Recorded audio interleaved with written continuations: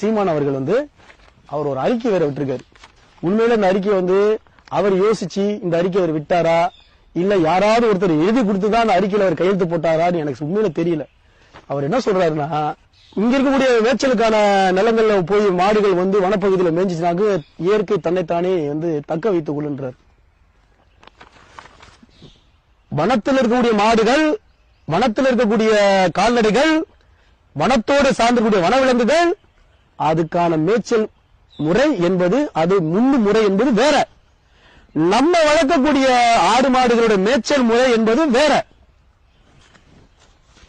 ஒரு முறை நம்ம வளர்க்கிற மாடுகள் போய் புல்லு மேல வச்சுச்சுனாக்க அதை அப்படியே காலி பண்ணிட்டு வந்துருங்க.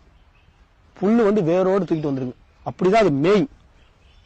அந்த அளவுக்கான ஒரு புறச்சூழல் இல்லாததான் நம்ம வீட்டில் இருக்கக்கூடிய ஆடு மாடுகள் நம்மகிட்ட நிக்கிங். அண்ணன்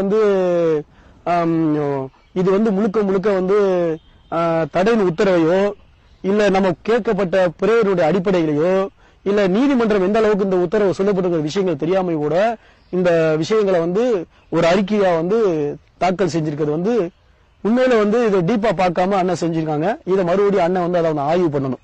இதை இந்த இடத்துல நான் பதிவு பண்ண கடமைப்பட்டிருக்கேன். மீண்டும்